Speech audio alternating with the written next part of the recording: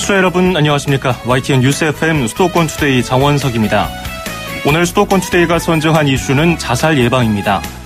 우리나라 자살률은 OECD 국가 가운데 오랜 기간 상위권을 차지하고 있고 좀처럼 내려올 기미가 보이지 않고 있습니다. 국회에서 내일 현직 의원 38명과 정세균 국회의장, 박능후 보건복지부 장관 등이 모여서 국회 자살 예방 포럼을 출범합니다. 국회와 정부가 기존보다 좀 더 힘이 실린 자살 예방 정책을 수립하고 추진할 수 있을지 관심이 쏠립니다. 잠시 뒤 투데이 포커스에서는 국회 자살 예방 포럼 간사인 더불어민주당 기동민 의원 연결해서 관련 이야기 나눠봅니다.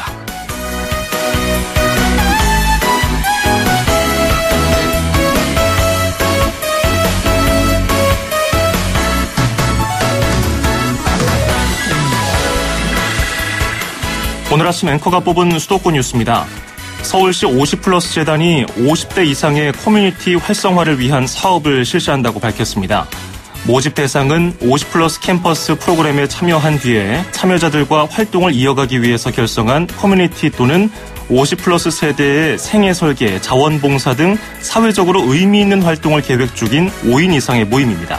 지원 가능한 영역은 일, 학습, 문화, 사회공헌 등이고요.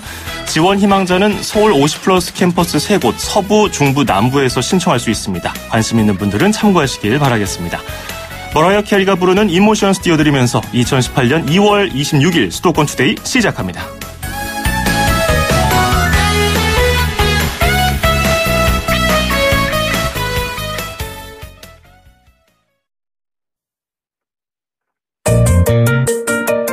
음악과 수도권 뉴스가 한방에 수도권 전문 방송 수도권 투데이.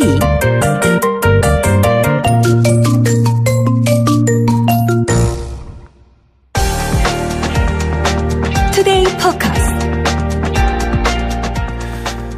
우리나라 자살률은 심각합니다. OECD 가운데서도 가장 높습니다. 특히 청년층부터 노년층까지 골고루 세상을 스스로 등지는 비율이 떨어지지 않고 있어서 국가적으로 여러모로 우려가 커지고 있습니다. 2016년 기준으로 스스로 세상을 떠난 이가 13,000명이 넘습니다. 가족, 친척, 친구, 그리고 동료가 받을 충격까지 생각을 하면 적어도 52만 명에게 영향을 주는 것으로 분석이 되고 있습니다. 국회에서 내일 자살 예방 포럼이 출범합니다. 여기서 간사를 맡게 될 더불어민주당 기동민 의원이 연결되어 있습니다. 의원님 안녕하세요. 네, 안녕하세요. 더불어민주당 기동민입니다. 반갑습니다. 네, 안녕하십니까. 네네. 정부에서 국정과제로 내세울 만큼 매 정부마다 이런 국정과제는 내세웠죠. 하지만 이번에 더 강조를 하고 있는 것 같은데요. 그만큼 자살 문제가 심각하지 않습니까? 예. 특히 노인 자살률이 높습니다. 물론 우리나라 청장년층 자살률도 다른 나라에 비하면 높지만 노년층이 우리나라에서 비교했을 때 청장년층보다 상대적으로 자살률이 높습니다. 이런 현상 지금 어떻게 봐야 될까요? 아침부터 좀 우울한 얘기를 해야 될 것 같은데요. 그래도 이제 대책을 마련해야 되니까 좀 말씀드려보면은요. 국내 어르신 자살률이 인구 10만 명당 53.3명입니다. 좀 불명예스럽게도 OECD 국가 중에 1위고요. 그러니까 우리나라 이 평균 자살률이 25명인 것에 비해서도 2배 이상 많을 정도로 노인 자살은 심각한 문제고요. 그러니까 우리 부모님 세대 때부터 대학을 소위 우골탑이라고 그랬잖아요. 그러니까 학비 마련을 위해서 우리 부모님들이 내답한 소의 유골로 만들어진 탑이 이제 대학이다 이렇게 불릴 정도로 노인 세대는 이 중장년 시기에 자녀들의 교육을 위해서 아낌없이 지원해 분들이 많았고요. 그러다 보니까 상대적으로 노후 자금이 충분치 않은 상태에서 경제 위기 상황, 고용 절벽 등의 외부적 악영향을 직격탄을 맞으면서 이제 아이들에게 또 이 자식들에게 기대하기도 어려운 상황들이 반복되면서 대단히 어려워지신 것 같고요. 결국은 어르신들에 대한 경제적, 사회적 안전망이 부재한 것이 가장 큰 원인이라고 볼 수 있고요. 예. 그러면서 이제 어르신들이 빈곤과 소외 속에서 극단적인 선택에 내몰리게 되는 건데요. 그러니까 기초연금을 20만 원에서 25만 원 인상하고 노인 일자리를 확대하고 하는 등 다양한 정책을 내놓고 있기는 한데 정작 어르신들의 어려움을 해소할 만큼의 적정한 수준에는 이르지 못하고 있는 것이 지금의 현실입니다. 예. 그리고 상대적으로 젊은 층들 10대에서 30대 청년층의 자살률도 굉장히 높습니다. 여기서는 네. 뭐 사망 원인 1위는 단연 자살률이고요. 네, 네. 뭐 쉽지 않은 분석입니다만은 원인에 대해서는 어떤 것들이 짚히고 있나요? 뭐 죄송스럽게도 이제 고독사 문제나 또 자살이 면밀하게 좀 분석한 걸 보면 예. 어르신들뿐만이 아니라 중장년층, 청년층 전 세대에 걸쳐서 고르게 분포되어 있는 게 안타까운 현실이고요. 그러니까 2016년에 경찰청 조사를 한 걸 보면 10대의 경우에 51.4%가 그러니까 정신적인 문제로 자살을 시도한 적이 있다고 답했어요. 되게 충격적인 결과인데요. 예. 그러니까 입시에 대한 스트레스, 또 과도한 사교육, 또 따돌림, 이런 것들이 이제 청소년들이 내던져지는 열악한 환경이 극단적인 선택으로 몰고 가게끔 하는 주범인 것 같은데요. 20대와 30대도 정신적인 문제로 자살을 시도한 경우가 각각 20대는 48%, 30대도 36%에 이르고 있습니다. 예. 경제생활 문제로 인한 자살 시도 역시 20대 20.4%, 30대 35% 정도로 되게 높은 비율을 차지하고 있고요. 요즘 청년들을 부모보다 못 사는 첫 번째 세대, 단군일의 최고로 불행한 세대라고 부르는데, 그러니까 청년 실업, 고용 불안 이런 문제들이 결국은 청년들의 큰 짐이 되고 있는 게 아닌가 싶어집니다. 예. 기동민 의원님은 자살 예방과 관련해서 정책 토론회도 여러 번 또 여셨잖아요. 네네. 거기서 뭐 정책 당국 관계자, 민간 단체, 정치권 등 여러 사람들이 모여서 얘기를 했을 텐데, 네. 국회에서는 이런 역할을 해줘야 한다고 다양한 영역의 전문가들이 요구를 했을 것 같은데요. 네. 지금까지 토론회 거치면서 들었던 얘기 중에서 기억에 남는 내용 있습니까? 그러니까 국회는 법과 제도를 만드는 곳입니다. 예. 그런데 지금까지는 주로 민간 차원에서 이렇게 자살 예방 활동들을 쭉 진행을 해왔어요. 예. 대단히 아쉽고 안타까운 부분인데요.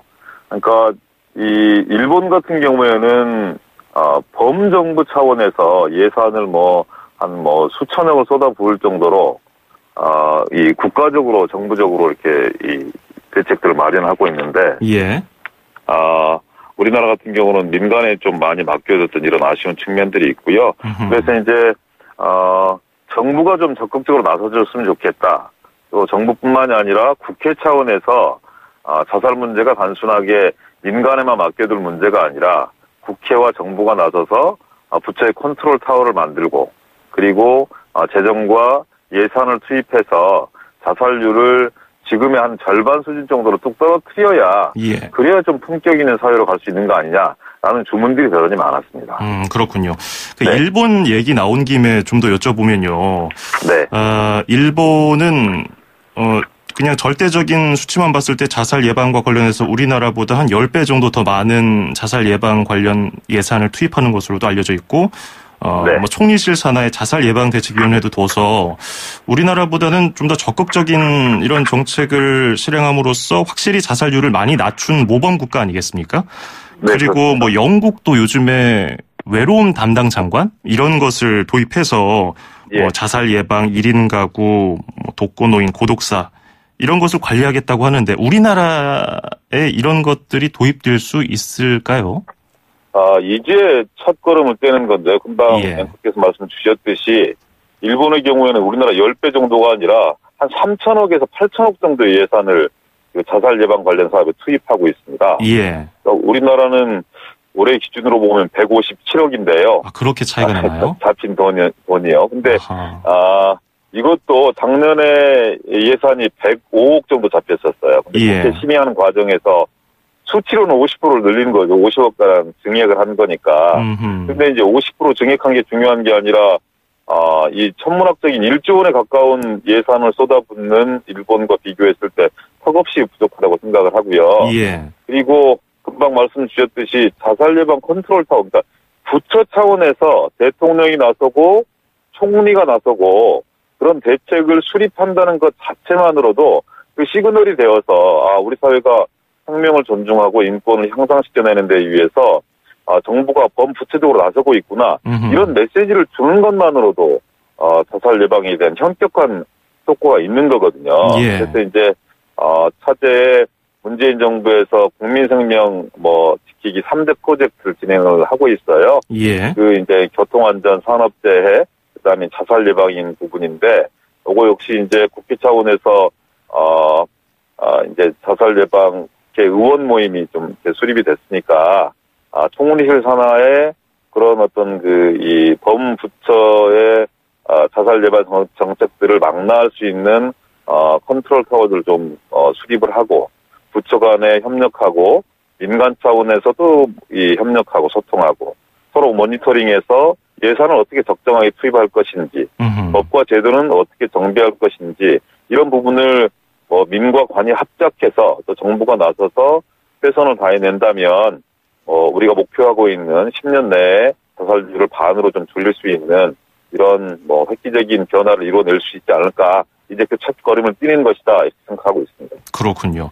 네. 그러면 그 첫걸음을 위한 내일 이제 열릴 국회 자살 예방 포럼 정식 출범하면은 자살 예방 정책 추진에 있어서 접근법이 좀 달라진다든지 법률 개정에 있어서 어떤 점이 기존과 달라진 모습을 볼 수 있을까요?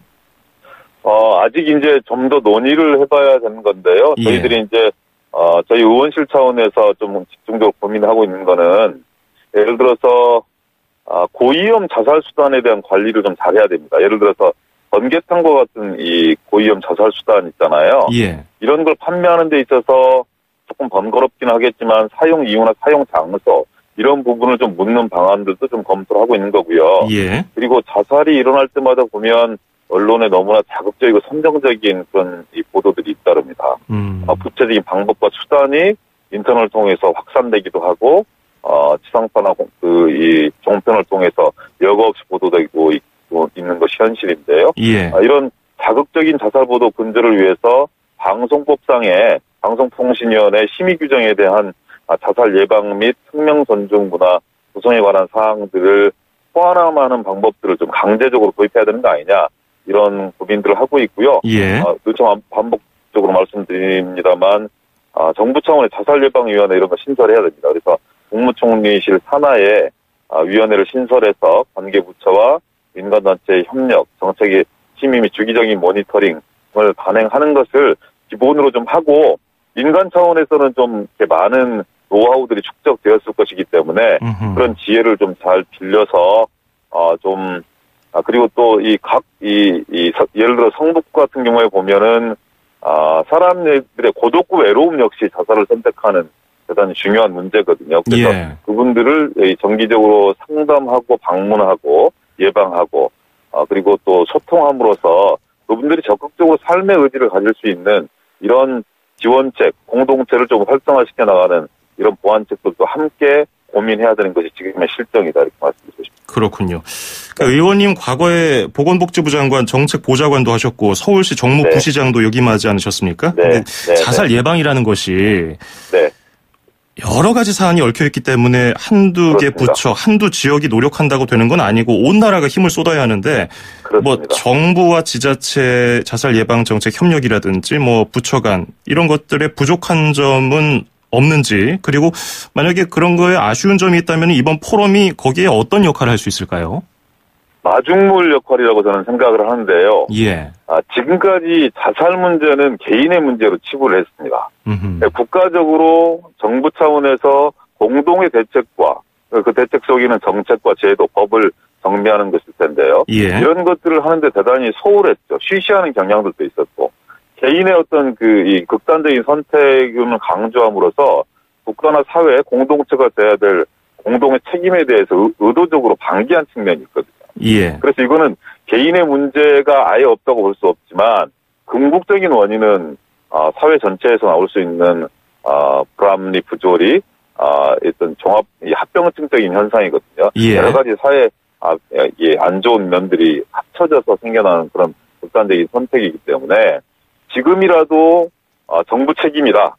나라가 이 국민의 이 생명과 안전 문제에 대해서 직접적으로 책임을 지겠다는 그런 의지의 표현을 해낸 것만으로 대단히 소중한 이 출발이라고 생각하고요. 예. 저는 이런 출발을 계기로 해서 정부도 그리고 국회도 민간도 3자가 좀 협력해서 가장 효율적인 그리고 재정이 수반되면서도 효과성을 가장 높일 수 있는 방법들이 무엇인지에 대해서 저는 뭐 정부, 여야, 또 지방자치단체 가릴 것 없이 효과적인, 효율적인 방법들을 내기 위해서 노력해야 된다고 생각을 하는데요. 예. 지금까지는 소수의 지방자치단체들이 많이 앞장선 경향이 있었어요. 그렇죠. 그러니까 좀 깨어있는 앞서가는 지방자치단체장들이 이 문제에 대해서 적극적으로 문제 제기를 하고 또 저 역시 그런 지방자치단체장의 권유에 의해서 성북구의 이제 김영배 성북구청장이 대단히 이런 것에 대한 선도적인 실험도 하고 노원구의 김성환 전 노원구청장 역시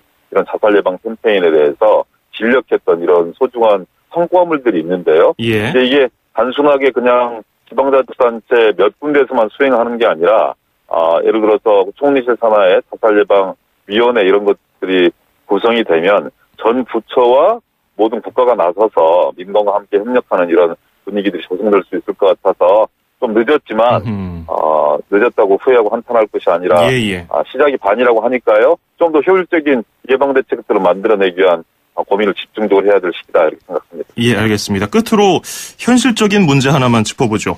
예산 문제요.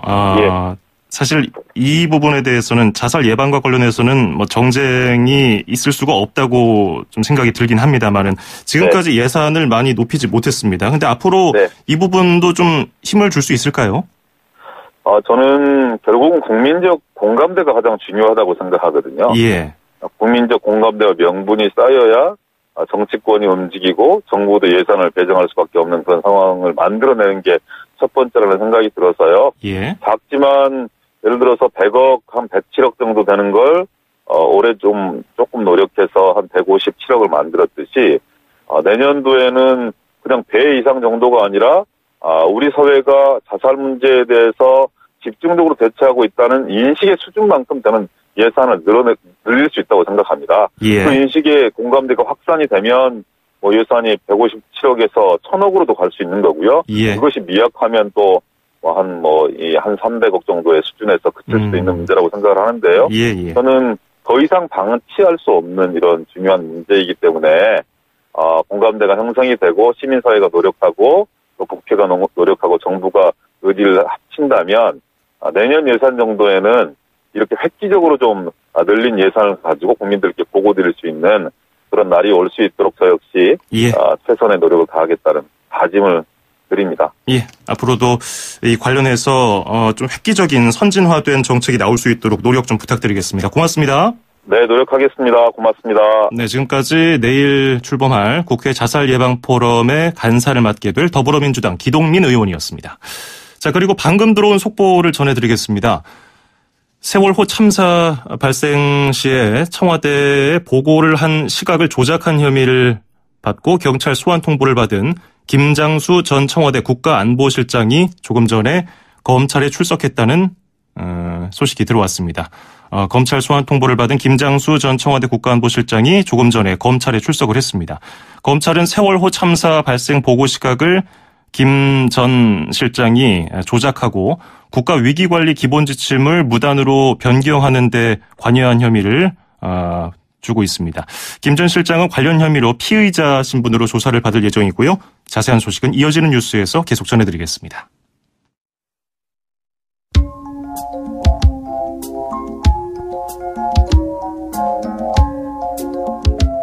글로버 워싱턴 주니어와 빌 위더스가 함께 부른 Just the Two of Us 듣고요. 2부에서 뵙죠.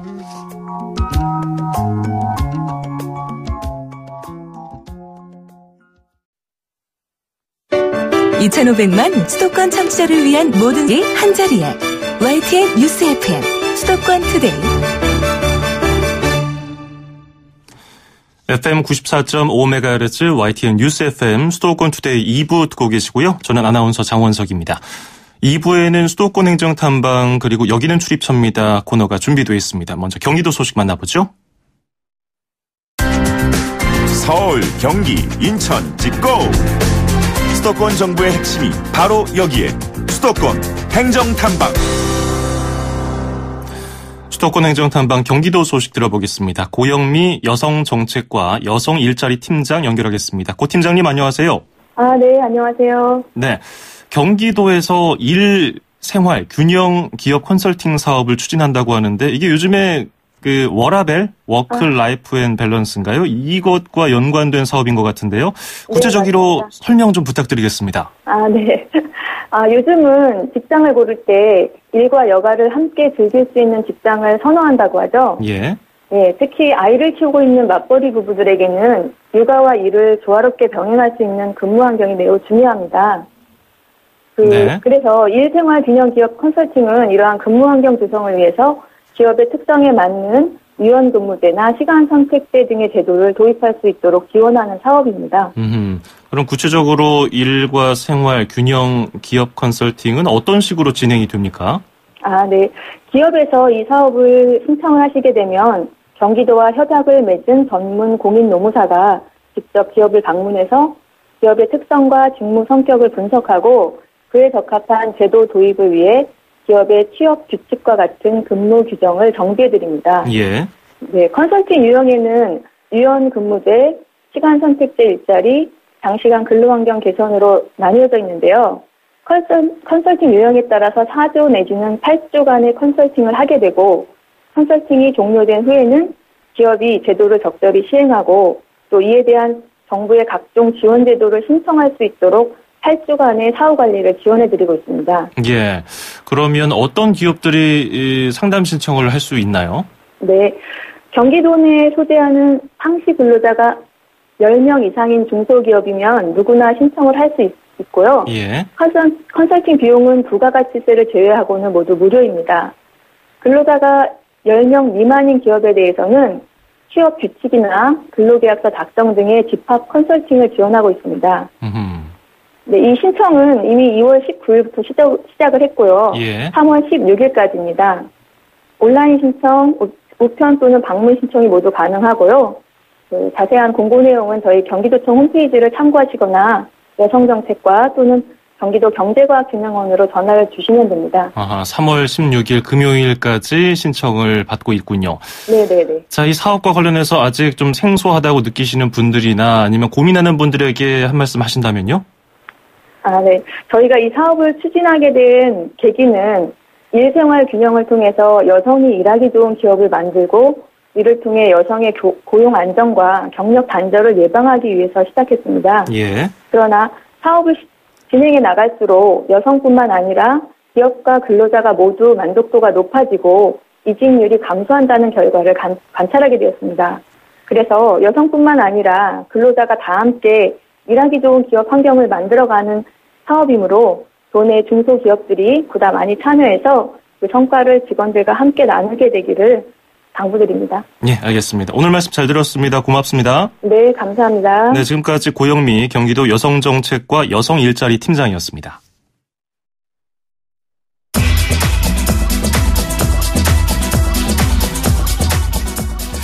제시카 심슨이 부르는 I Wanna Love You Forever 듣고요. 수도권 소식 계속 이어갑니다.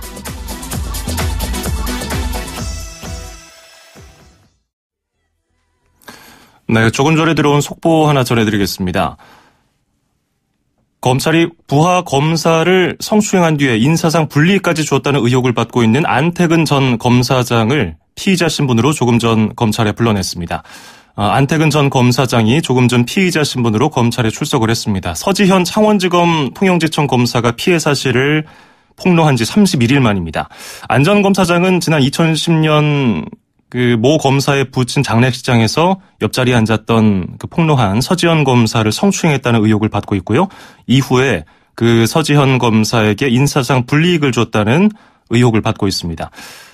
성추행 사건은 이미 고소기간이 끝났고요. 그런데 인사불이익 사건의 경우는 직권남용 혐의로 처벌을 받을 수 있다는 것이 법조계의 분석입니다. 기자들이 피해자들에게 한마디 해달라고 질문을 했더니 시선은 좀 앞쪽을 고정한 채로 무뚝뚝한 표정으로 성실하게 조사에 임하겠다. 이렇게 간단하게 소회를 밝히고 검찰로 들어갔습니다. 안태근 전 검사장이 부하 여검사 성추행 그리고 인사상 불이익 혐의를 받는 피의자 신분으로 조금 전 검찰에 출석했고요. 관련 내용은 잠시 뒤에 자세히 전해드리겠습니다. 출입처 기자들의 수첩을 살짝. 가장 빠른 수도권 소식을 전해드립니다. 여기는 출입처입니다. 네, 계속해서 여기는 출입처입니다. 인천광역시 소식 들어보겠습니다. 경인일보의 이현준 기자가 전화 연결돼 있습니다. 안녕하세요. 예, 안녕하세요. 예, 인천공항철도 영종역 그리고 운서역을 수도권 통합요금제 적용 대상에 포함시키려고 했던 인천시 계획에 좀 차질이 빚어졌다는 소식이 들어와 있네요. 그렇습니다. 인천국제공항과 서울을 연결하는 인천공항철도의 요금체계는 크게 두 가지로 구분됩니다. 서울역부터 청라국제도시역까지는 대중교통에 흔히 사용되는 수도권 통합요금제가 적용되고, 공항이 있는 영종도 구간은 수도권 요금제보다 거리당 요금이 6배 이상 비싼 독립요금이 부과됩니다. 예. 영종 하늘도시 등이 개발되고 영종 지역 주민이 늘어나면서 같은 수도권 주민인데 우리만 비싼 요금을 내야 하는 건 불합리하다는 불만이 커졌고, 인천시는 이를 개선하기 위해 관련 용역과 국토교통부 협의 등을 진행해 왔습니다. 이런 과정을 거쳐 인천시는 지난해 12월 국토부와 공항철도 영종역과 운소역을 수도권 요금제 적용 대상에 포함시키기로 최종 합의했습니다. 이렇게 되면 서울역에서 영종역까지 이용요금이 700원 정도 줄고, 서울역에서 운서역 이용요금은 1,100원 정도가 줄어들게 됩니다. 인천시는 기획재정부 심의를 마치고 빠르면 3월 중 수도권 요금제 확대안을 적용할 수 있을 것으로 기대했습니다. 그런데 기획재정부가 공항철도의 수도권 요금제 확대 적용에 대해서 부정적인 입장을 나타내면서 인천시 계획에 차질이 불가피해졌습니다. 예, 영종 지역 주민들 불만이 참 컸던 사안인데, 기획재정부가 부정적인 입장을 나타내는 이유는 뭔가요? 공항철도는 아시다시피 민자철도인데요. 수도권 요금제를 확대 적용할 경우 정부가 공항철도 측에 지원해야 할 재정 부담이 커지게 되는데, 바로 이 부분이 기재부가 부정적인 입장을 나타내는 이유입니다.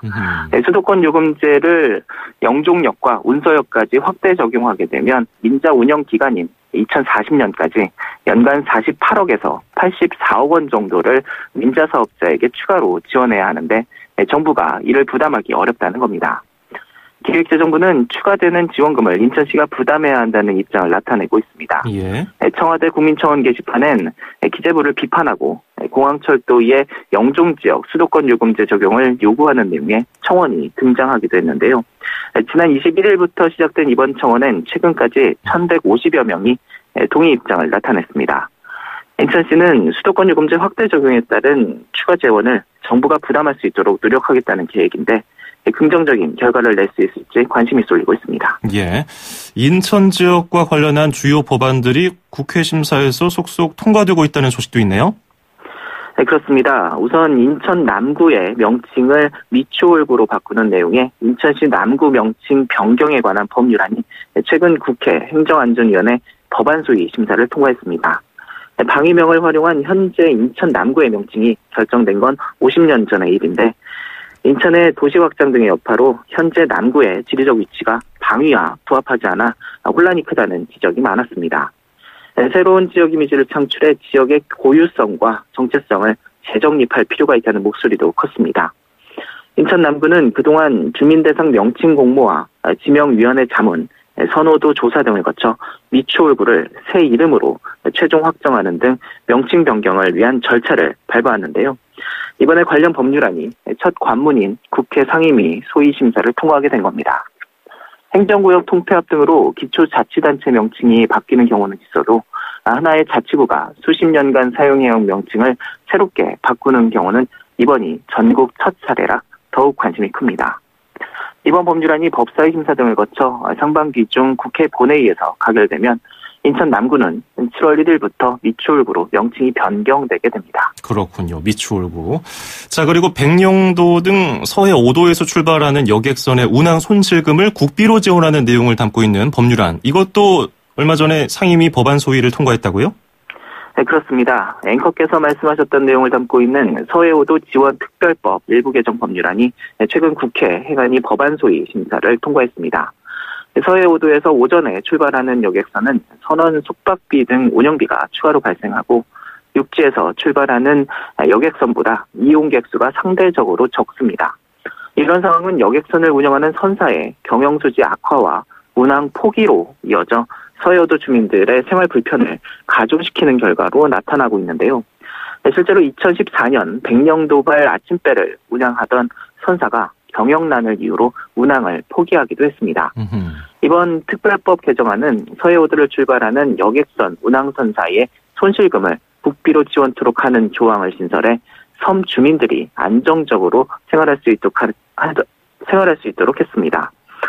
이번 개정안은 서해오도를 찾는 방문객들에게 운임 일부를 지원하는 내용도 포함돼 침체된 섬 지역 경제 회복에 도움이 될 수 있도록 했습니다. 이번 개정안 역시 올 상반기 국회 본회의에서 통과될지 관심입니다. 네, 알겠습니다. 오늘 말씀 잘 들었습니다. 고맙습니다. 감사합니다. 네, 지금까지 인천광역시 소식 경인일보 이현준 기자에게 들었습니다.